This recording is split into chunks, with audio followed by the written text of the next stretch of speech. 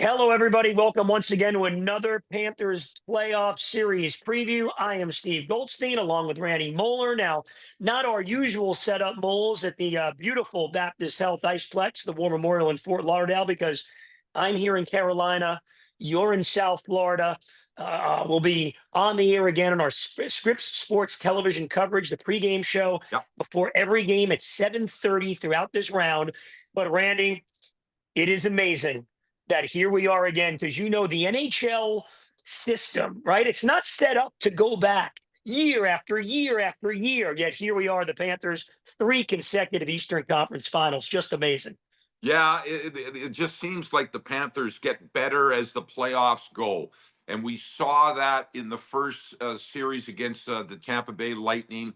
Once they got rolling and the synergy was there with all four lines, all six defense, Bob in goal. And then after, a little stutter step in the first two games against the Toronto Maple Leafs, but you could see even in those first two games, the Panthers were starting to come. They were coming, and the physicality just wears teams down. Are the Panthers building possibly a dynasty here? Well, They've had so much success. They've won 9 of the last 10 series. So you see the trends of how a winning hockey organization is unfolding right here. The Panthers have got it all, and and that's one of the reasons why they're going to be probably favored in this series against the Carolina Hurricanes. a couple things before we get into this series. To your point, Randy, last number of years, the Panthers between games 5 and 7 of series, as you said, get stronger. They are 14-5. And I would say it is just about a modern day dynasty because you're not supposed to win 9 out of 10 playoff series. And coming into this one against Carolina, the last few years, they are 8-0 against the Eastern Conference. Couple wins over Tampa, couple wins over Boston. So how does the Panthers balance in depth? They're almost staring at themselves in the mirror, I think, a little bit in some ways with this Carolina team. What do you make of the Panthers' balance and their depth heading into this series against the Canes? I couldn't agree more that these two teams are fairly similar. They have speed. They've got exceptional skill up front, dangerous power play. Their penalty killing, Carolina's has been very, very good. They've got very mobile, active defensemen. The Panthers have the same, but I think and we'll talk about it eventually about the goaltending situation and then the intangibles. But for the Panthers, they're proving around the league, and it's not just you and I and a few other people talk about the depth that the Panthers have. And that's, I think, a big reason of where they're at right now. And it goes back to last year. They've acquired players that have fit in with the culture of this hockey club, and they have so many different options. No other team in the NHL has the depth that the Panthers have, especially up front, where they have another four players, healthy, very productive bodies that they can insert at any time. We saw it with Evan Rodriguez when he got hurt. No problem. Boquist goes in and plays well, and scores a big goal for the Florida Panthers. Depth is on the side of the Florida Panthers. They can withhold maybe an injury or a suspension, as we've seen as well in this playoffs. I think that they give the edge to the Florida Panthers in that department with the depth. You mean just because Jonah Gadjevich scored more goals than Austin Matthews did and more goals than Mitch Marner did? You're saying that's good depth? All right, we'll park that for now. But it's amazing because you go back to the one playoff series they've lost over the last couple of years. You go back to Vegas. People may forget the fourth line was Zach Dalpe, Eric Stahl, and Colin White.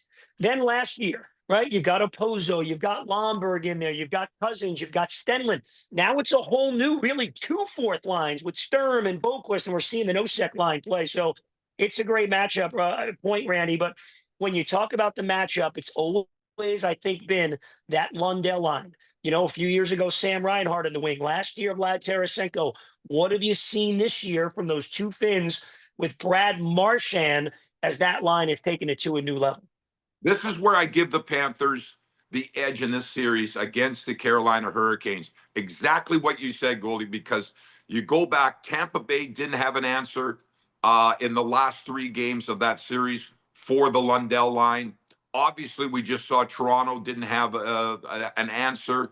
And what I mean by an answer is a proper matchup to slow those guys down. The Lundell line, got 10 goals, over 30 points so far in the playoffs, and we're only through the first two rounds. That is remarkable for what you call the third line. Carolina, their third line, I don't think could match up against the Lundell line, especially the way Marchand is playing. And Eetu Loisterainen's got 4 goals. My goodness, they are on what you call a cloud nine of chemistry between those three every time they're on the ice. And I can't wait to see them perform in this series against Carolina, because I think that continuation of their success offensively is gonna be there. All three of them in the top 8 in the NHL in scoring. Losterine and Marchand tied for second in plus minus. Been amazing. So Carolina with that puck pressure, in a lot of ways, Randy, similar to the Panthers, they really throttled the Washington Capitals. They were, out with the shot attempts, out attempting them. Average of about 80 to 45 in those games. How do you handle that quickness, and how do you beat the Carolina puck pressure? I think with a combination of physicality, I think what the Panthers did, especially to Tampa, you gotta use the go back and just see how the Panthers have had success against speed and star players. And what they did against Tampa and what they did against Toronto is they don't allow, and I'm kind of splintering off here of answering this question, is Carolina will want to carry the puck with speed through the neutral zone. So if the Panthers can slow them down by stuttering their progress when they're coming out of their own zone, which they did against Toronto, and that takes away the speed of the game. There's no doubt that Carolina is one of the best forechecking teams because of the speed that they have up front, and they can get in behind your defense very quickly and on the puck in your own zone. The Panthers, they're going to play that same 5-man units, keep the gap close, and hopefully slow down Carolina and forcing them to dump the puck into places at inopportune times. And then the second part of that is the puck possession.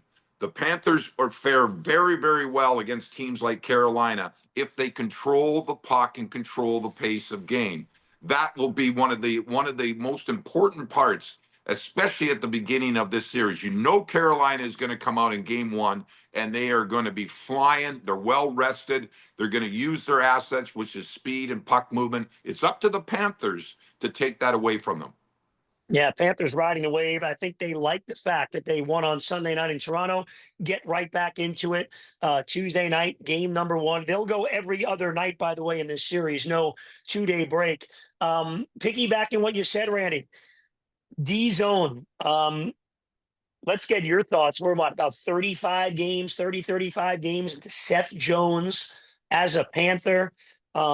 This guy just looks like, number one, all that weight of whatever was going on in Chicago is now off his shoulders. And it Right. seems like his partner, Nico Mikkola, Randy, it's almost like you put him in a lab to fit the way Paul Maurice and the Panthers want to play hockey. It seems like it's been a perfect fit.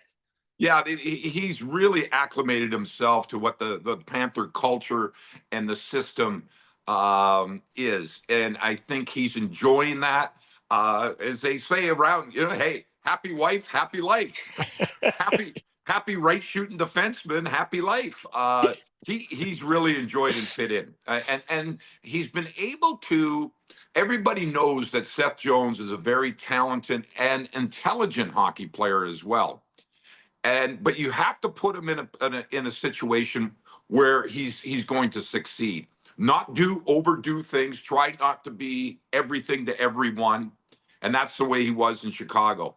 I think the coaching staff, Paul Maurice and his staff, and it starts with Bill Zito, their general manager, they recognized the talent that he had, and they came to the conclusion, if we can acquire this player he can fit right into our system because he can play the game that he's suited for and he can have success and flourish at that. And that's exactly what he's done. He's using his assets. He's a big, intelligent defenseman with a long reach, with a long stick. He anticipates well. He's confident with the puck, even under pressure situations. Perfect fit for the Florida Panthers.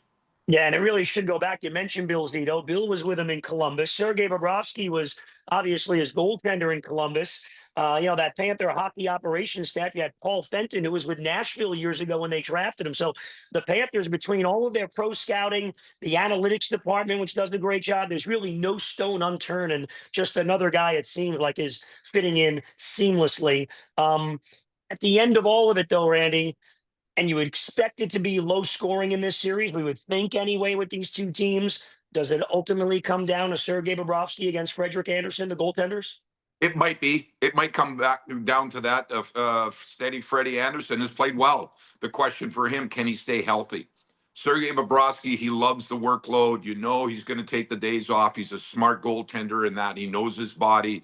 It's going to be interesting, though, Goldie, where you take a look at Carolina with that high-powered offense that they have. I mean, Svechnikov, what has he got? 8, 9 goals Yep. already in the playoffs. He is a threat. How will the Panthers handle that?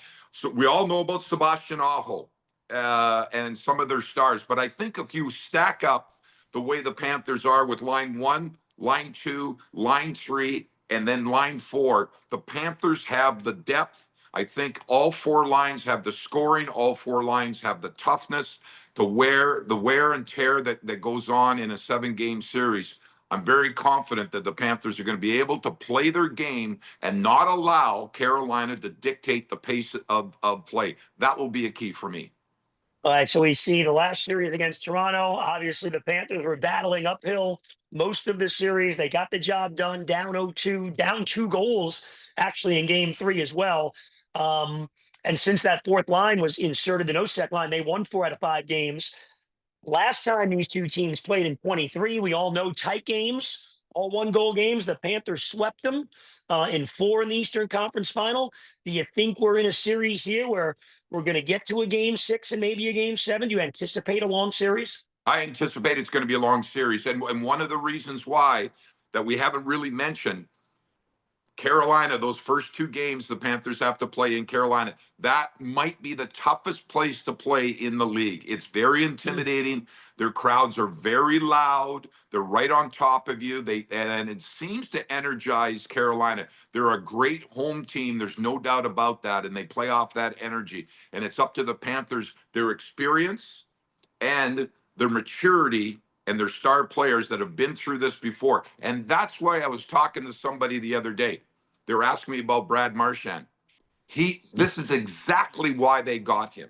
That's exactly why they acquired a Brad Marchand. He's seen it all before, and he comes up big in big games. And that it's up to these players to ride that or to try and ride a wave and get the momentum. The first 2 games in Carolina are going to be very difficult. Randy, I apologize. I did not bring the red to Raleigh, so I had to go blue. Shame on you. It's preparation. I was ill prepared. You look fantastic, though, my friend.